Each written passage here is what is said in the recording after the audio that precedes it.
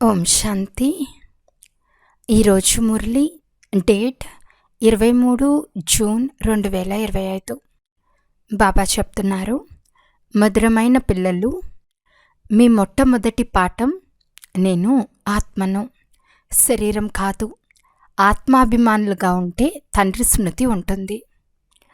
ప్రశ్న: ఏ మనుషుల వద్ద లేని ఏ గుప్త ఖజానా పిల్లలైన మీ వద్ద ఉంది? జవాబు: భగవంతుడైన తండ్రి మిమ్మల్ని చదివిస్తున్నారు. చదువు ద్వారా లభించే సంతోషపు గుప్త ఖజానా మీ వద్ద ఉంది. మనము భవిష్య అమర్లోకం కొరకు చదువుతున్నామని, ఈ మృత్యులోకం కొరకు కాదని మీకు తెలుసు. బాబా చెప్తున్నారు, ఉదయమే లేచి విహరించండి. కేవలం మొట్టమొదటి పాఠాన్ని పక్కా చేసుకుంటే ఖుషీ ఖజానా జమ అవుతూ ఉంటుంది. ఓం శాంతి. బాబా పిల్లలను అడుగుతున్నారు, పిల్లలు ఆత్మాభిమానులై కూర్చుని ఉన్నారా? స్వయాన్ని ఆత్మగా భావించి కూర్చుని ఉన్నారా? ఆత్మలమైన మనల్ని పరమాత్మ తండ్రి కూర్చుని చదివిస్తున్నారు. పిల్లలకు నేను దేహం కాదు, ఆత్మను అన్న స్మృతి కలిగింది.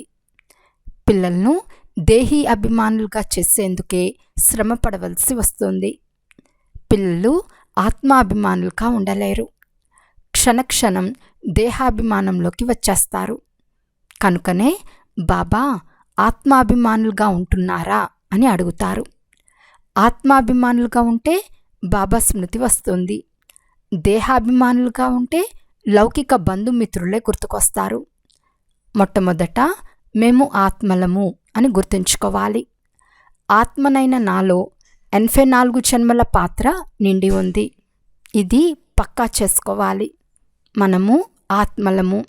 అర్ధకల్పం మీరు దేహాభిమానంలో ఉండేవారు.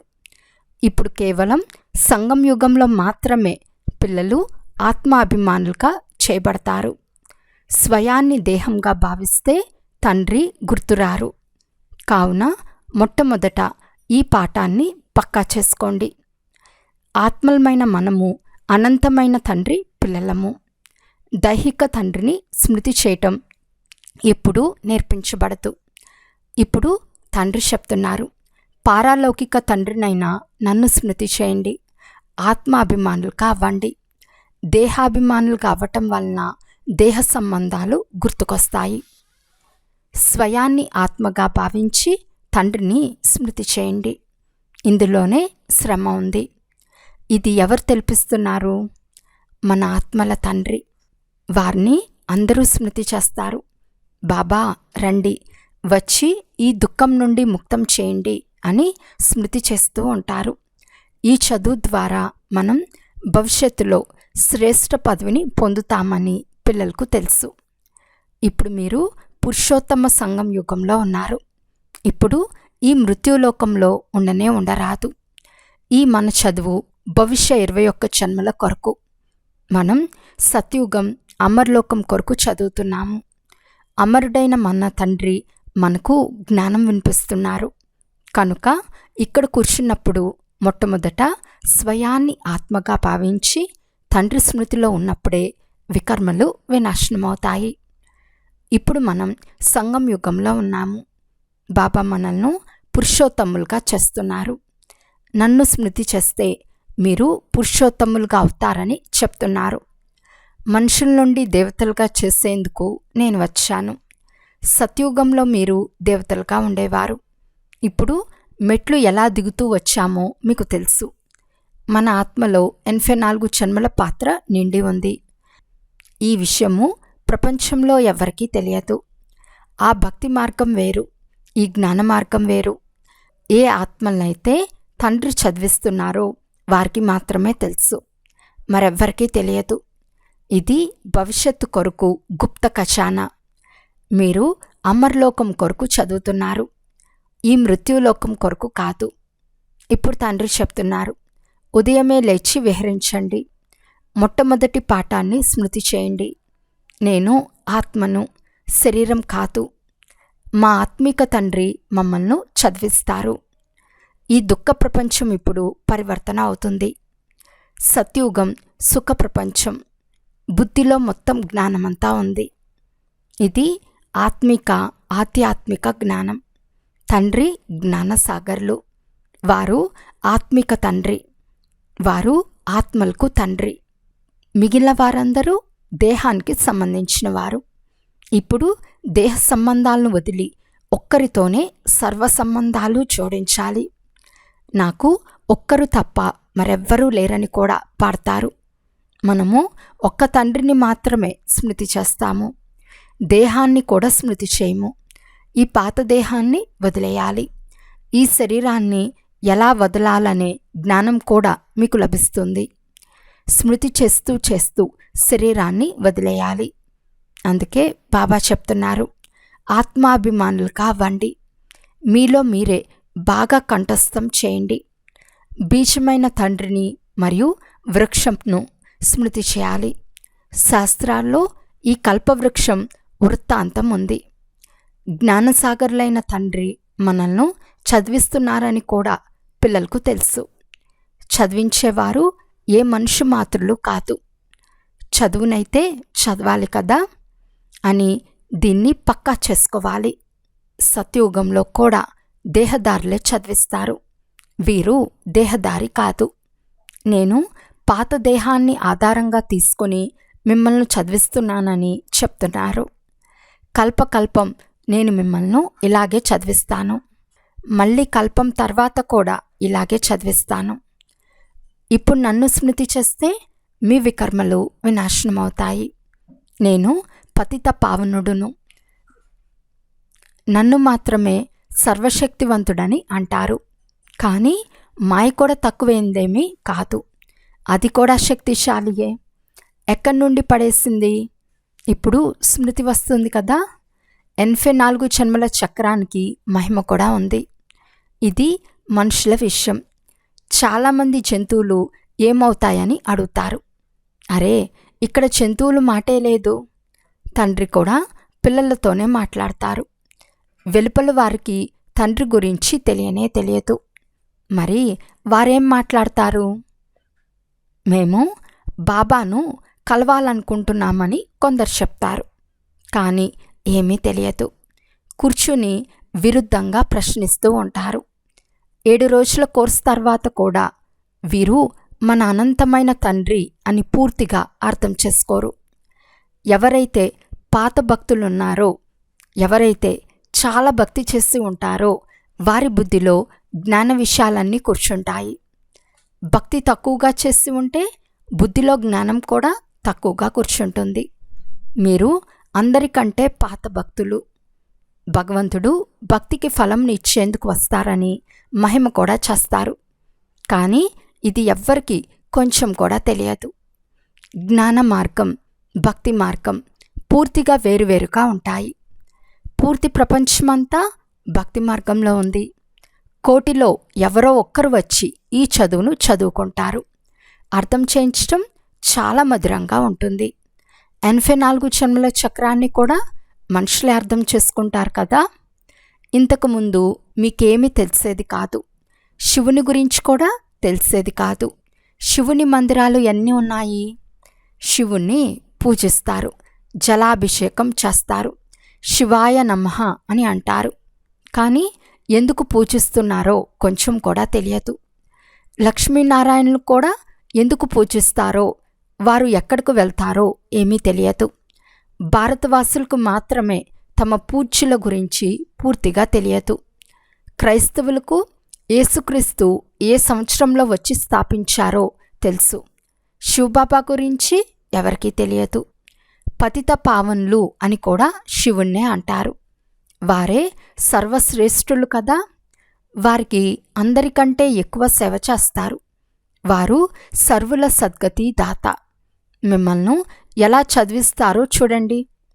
వచ్చి మమ్మల్ని పావనంగా చెయ్యండి అని తండ్రిని పిలుస్తారు. మందిరాల్లో ఎంతగా పూజిస్తారు? ఎంతో వైభవం, ఎంతో ఆడంబరం, ఎంతో ఖర్చు చేస్తారు. శ్రీనాథ మందిరంలో, జగన్నాథ మందిరంలోకి వెళ్ళి చూడండి. ఇద్దరూ ఒకరే. జగన్నాథ్ వద్ద అన్నపు అండాను ఉంచుతారు. శ్రీనాథ్ వద్ద చాలా శ్రేష్టమైన రకరకాల నెయ్యితో చేసిన నైవేద్యాలు పెడతారు.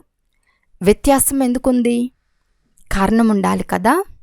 శ్రీనాథుని కూడా నల్లగా, జగన్నాథుని కూడా నల్లగా చేసేశారు. కారణమేమో తెలియదు. జగన్నాథ్ అని లక్ష్మీనారాయణను అంటారా, లేక రాధాకృష్ణులను అంటారా? రాధాకృష్ణులకు లక్ష్మీనారాయణులకు గల సంబంధం ఏమిటో ఎవరికీ తెలియదు. ఇప్పుడు పిల్లలైన మీకు మేము పూజ్య దేవతలుగా ఉండేవారము, తర్వాత పూజారులుగా అయ్యామని తెలిసింది. చక్రంలో తిరిగాము, ఇప్పుడు మళ్ళీ దేవతలుగా అయ్యేందుకు చదువుతున్నాము. ఇదేమీ మనుషులు చదివించరు. భగవాను వాచ, జ్ఞానసాగరులని భగవంతుణ్ణే అంటారు. ఇక్కడ భక్తి సాగర్లు చాలామంది ఉన్నారు. వీరు పతిత పావనులు, జ్ఞానసాగరులైన తండ్రిని స్మృతి చేస్తారు. మీరు పతితులుగా అయ్యారు, మళ్ళీ పావనంగా తప్పకుండా అవ్వాలి. ఇది పతిత ప్రపంచంగానే ఉంది. ఇది స్వర్గం కాదు. వైకుంఠం ఎక్కడుందో ఎవరికీ తెలియదు. వైకుంఠానికి పోయారని అంటారు. మరి వారికి మళ్ళీ నరకపోచనాన్ని ఎందుకు తినిపిస్తారు? సత్యుగంలో ఫలపుష్పాలు మొదలైనవి చాలా ఉంటాయి. ఇక్కడేమున్నాయి? ఇది నరకం.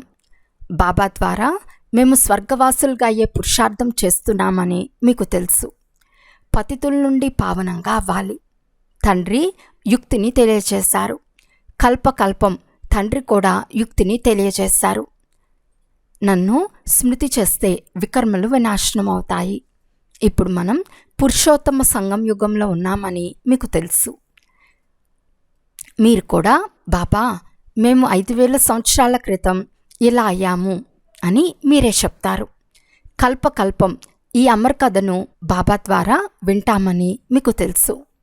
శివబాబాయే అమర్నాథుడు, అంతేగాని ఒక్క పార్వతీకి కూర్చుని కథ వినిపించారని కాదు. అది భక్తి. జ్ఞానము భక్తిని గురించి మీరు అర్థం చేసుకున్నారు. బ్రాహ్మణులు పగలు, బ్రాహ్మణుల రాత్రి. తండ్రి అర్థం చేస్తున్నారు. మీరు బ్రాహ్మణులు కదా. ఆదిదేవుడు కూడా బ్రాహ్మణుడే, దేవత కాదు. ఆదిదేవుని వద్దకు కూడా వెళ్తారు. దేవీలకు కూడా ఎన్ని పేర్లున్నాయి? మీరు సర్వీస్ చేశారు. భారతదేశం ఏదైతే నిర్వీకారంగా ఉండేదో అది ఇప్పుడు వికారీగా అయిపోయింది. ఇప్పుడు ఇది రావణ రాజ్యం కదా. సంగం యుగంలో పిల్లలైన మీరిప్పుడు పురుషోత్తములుగా అవుతారు. మీపై బృహస్పతి దశ అవినాశిగా కూర్చున్నప్పుడు మీరు అమర్పురానికి యజమానులుగా అవుతారు. మనుషుల నుండి దేవతలుగా చేసేందుకు బాబా మిమ్మల్ని చదివిస్తున్నారు. స్వర్గాధికారులుగా అగుటను బృహస్పతి దశ అని అంటారు. మీరు స్వర్గము లేక అమర్పురికి తప్పకుండా వెళ్తారు. పోతే చదువులో దశలు హెచ్చు తగ్గులు అవుతూ ఉంటాయి. స్మృతి చేయటమే మర్చిపోతారు. తండ్రి నన్ను స్మృతి చేయండి అని చెప్తున్నారు. గీతలో కూడా భగవాను వాచ కామం మహాశత్రువు అని ఉంది. గీతను చదువుతారు, కానీ ఈ వికారాన్ని జయించరు. భగవంతుడు ఎప్పుడు చెప్పారు? 5000 సంవత్సరాలైంది. ఇప్పుడు మళ్ళీ భగవంతుడు చెప్తున్నారు, కామం మహాశత్రువు, దీనిపై విషయం పొందాలి. ఇది ఆది మధ్య అంతాలు దుఃఖంనిస్తుంది. ముఖ్యమైనది కామం. దీని గురించే పతితులని అనబడతారు. ఈ చక్రం తిరుగుతూ ఉంటుందని ఇప్పుడే మీకు తెలిసింది. మనం పతితులుగా అవుతాము. తండ్రి మళ్ళీ వచ్చి డ్రామానుసారం పావనంగా చేస్తారు. శ్రీమతంను అనుసరిస్తేనే మీరు శ్రేష్ఠులుగా అవుతారని మొట్టమొదట బాబా చెప్పిన మాటను స్మృతి చేయండి అని బాబా మాటి మాటికి చెప్తున్నారు. మనం మొదట శ్రేష్ఠులుగా ఉండేవారమని, తర్వాత భ్రష్టులుగా అయ్యామని కూడా మీరు అర్థం చేసుకున్నారు. ఇప్పుడు మళ్ళీ శ్రేష్ఠులుగా అయ్యే పురుషార్థం చేస్తున్నారు. దైవీ గుణాలు ధారణ చేయాలి. ఎవ్వరికీ దుఃఖం కలగచేయరాదు. అందరికీ దారి తెలియచేస్తూ వెళ్ళండి. బాబా చెప్తున్నారు, నన్ను స్మృతి చేస్తే మీ పాపాలు కట్ అవుతాయి. పతిత పావనుడు అని మీరు నన్ను మాత్రమే అంటారు కదా. పతిత పావనుడు ఎలా వచ్చి పావనంగా చేస్తారో ఎవ్వరికీ తెలియదు. కల్పకృతం కూడా తండ్రి సదా నన్నొక్కరినే స్మృతి చేయండి అని చెప్పారు. ఇది యోగాగ్ని. దీని ద్వారా పాపాలు దగ్ధమవుతాయి. మురికి తొలగితే ఆత్మ పవిత్రమవుతుంది. లోహంను బంగారంలోనే కలుపుతారు. అప్పుడు ఆభరణం కూడా అలాగే తయారవుతుంది. తండ్రి ఇప్పుడు పిల్లలైన మీకు ఆత్మలో మలినం ఎలా చేరిందో అర్థం చేయించారు. దాన్ని తొలగించాలి. తండ్రికి కూడా డ్రామాలో పాత్ర ఉంది. వారు వచ్చి పిల్లలను దేహీ అభిమానులుగా చేస్తారు. పవిత్రంగా కూడా అవ్వాలి. సత్యుగంలో మనం వైష్ణవులుగా ఉండేవారమని మీకు తెలుసు. పవిత్రమైన గృహస్థ ఆశ్రమం ఉండేది. ఇప్పుడు మనం పవిత్రంగా అయి విష్ణుపురానికి అధికారులుగా అవుతాము. మీరు డబల్ వైష్ణవులుగా అవుతారు. మీరు సత్యమైన వైష్ణవులు. వారు వికారీ వైష్ణవ ధర్మానికి చెందినవారు. మీరు నిర్వికారి వైష్ణవ ధర్మానికి చెందినవారు. ఇప్పుడు ఒకటేమో తండ్రిని స్మృతి చేస్తారు, రెండవది బాబాలో ఉన్న జ్ఞానాన్ని ధారణ చేస్తారు. మీరు రాజాదిరాజులుగా అవుతారు. వారు రాజులుగా ఒక్క జన్మ కొరకు అల్పకాలానికి అవుతారు. మీ రాజ్యం 21 తరాలకు అంటే పూర్తి వయసు వరకు రాజ్యం చేస్తారు. అక్కడ అకాల మృత్యు ఎప్పుడు సంభవించదు. మీరు మృత్యుపై విషయం పొందుతారు. సమయం వచ్చినప్పుడు ఈ పాత శరీరాన్ని వదిలి కొత్తది తీసుకోవాలని అనుకుంటారు. మీకు సాక్షాత్కారం అవుతుంది. సంతోషంనిచ్చే వాయిద్యాలు మ్రోగుతూ ఉంటాయి. తమోప్రధాన శరీరాన్ని వదిలి సతోప్రధాన శరీరం తీసుకోవటం సంతోషించే విషయం కదా. అక్కడ 150 సంవత్సరాల సరాసరి వయస్సు ఉంటుంది. ఇక్కడ బోగులుగా ఉన్న కారణంగా అకాల మృత్యువులు సంభవిస్తూ ఉంటాయి. ఏ పిల్లల్లో అయితే యథార్థ యోగం ఉంటుందో యోగబలం వలన వారి సర్వ కర్మేంద్రియాలు వారి వశంలో ఉంటాయి. పూర్తి యోగంలో ఉండుట వలన కర్మేంద్రియాలు శీతలమైపోతాయి. సత్యుగంలో ఏ కర్మేంద్రియాలు మిమ్మల్ని మోసం చేయవు. కర్మేంద్రియాలు వశంలో లేవని ఎప్పుడూ అనరు. మీరు అతి ఉన్నత పదవిని పొందుతారు. దీనినే అవినాశీ బృహస్పతి దశ అని అంటారు. వృక్షపతి మనిషి సృష్టికి బీజరూపులు. తండ్రి బీజం పైన ఉంటుంది. వారిని పైన స్మృతి చేస్తారు. ఆత్మ తండ్రిని స్మృతి చేస్తుంది. అనంతమైన తండ్రి మనల్ని చదివిస్తున్నారని, వారు ఒక్కసారి మాత్రమే అమర్ కథను వినిపించేందుకు వస్తారని పిల్లలైన మీకు తెలుసు. అమర్ కథ అనండి, సత్యనారాయణ కథ అనండి, ఒక్కటే. ఆ కథ అర్థం కూడా ఎవరికీ తెలియదు. సత్యనారాయణుని కథ ద్వారా నరుని నుండి నారాయణునిగా అవుతారు. అమర్ కథ ద్వారా మీరు అమరులుగా అవుతారు. తండ్రి ప్రతి విషయాన్ని స్పష్టం చేసి అర్థం చేస్తున్నారు. అచ్చా, మధురాతి మధురమైన అపురూపమైన పిల్లలకు మాతాపిత బాప్దాదాల ప్రియ స్మృతులు మరియు గుడ్ మార్నింగ్. ఆత్మీక పిల్లలకు ఆత్మీక తండ్రి నమస్తే. ఆత్మీక తండ్రికి ఆత్మీక పిల్లల యొక్క ప్రియ స్మృతులు మరియు నమస్తే నమస్తే నమస్తే. ధారణ కొరకు ముఖ్య సారము. ఫస్ట్ పాయింట్, యోగ బలంతో మీ సర్వ కర్మేంద్రియాలను వశంలో ఉంచుకోవాలి. ఒక్క వృక్షపతి తండ్రి స్మృతిలోనే ఉండాలి. సత్యమైన వైష్ణవులుగా అనగా పవిత్రంగా అవ్వాలి. సెకండ్ పాయింట్, ఉదయమే లేచి మొదటి పాఠాన్ని పక్కా చేసుకోవాలి. నేను ఆత్మను, శరీరాన్ని కాను. మా ఆత్మిక తండ్రి మమ్మల్ని చదివిస్తున్నారు. ఈ దుఃఖ ప్రపంచం ఇప్పుడు పరివర్తన అవుతుంది. ఇలా బుద్ధిలో పూర్తి జ్ఞానమంతా స్మరణ జరుగుతూ ఉండాలి. వరదానము: ప్రతి ఖజానాను కార్యంలో ఉపయోగించి పదమాల సంపాదన జమ చేసుకునే పదమాపదం భాగ్యశాలి భవ. ప్రతి సెకండు పదమాల సంపాదన జమ చేసుకునే వరదానం డ్రామాలో సంగం సమయానికి లభించి ఉంది. ఇటువంటి వరదానాన్ని స్వయం పట్ల జమ చేసుకోండి మరియు ఇతరులకు దానం చేయండి. అలాగే సంకల్పాల ఖజానాను, జ్ఞాన ఖజానాను, స్థూలధనమనే ఖజానాను కార్యంలో ఉపయోగించి పదమాల సంపాదన జమ చేయండి. ఎందుకంటే ఈ సమయంలో స్థూలధనం కూడా ఈశ్వరార్థం సమర్పణ చేస్తే ఒక్క నయా పైసా, ఒక్క రత్నం సమానమైన విలువ గలదిగా అయిపోతుంది. కనుక ఈ సర్వ ఖజానాలను స్వయం పట్ల లేక సేవ పట్ల కార్యంలో ఉపయోగిస్తే పదమాపదం భాగ్యశాలురుగా అయిపోతారు. స్లోగన్: ఎక్కడైతే హృదయపూర్వక స్నేహం ఉంటుందో అక్కడ సహజంగా అందరి సహయోగం ప్రాప్తిస్తుంది. అవ్యక్త సూచన: ఆత్మీక స్థితిలో ఉండే అభ్యాసం చేయండి, అంతర్ముఖులుగా అవ్వండి. ఇప్పుడు ఎటువంటి పారదర్శకంగా అవ్వాలి అంటే మీ శరీరంలో వీరాశమానమై ఉండే ఆత్మ అందరికీ స్పష్టంగా కనిపించాలి. మీ ఆత్మీక స్వరూపం వారికి తమ ఆత్మీక స్వరూపాన్ని సాక్షాత్కారం చేయించాలి.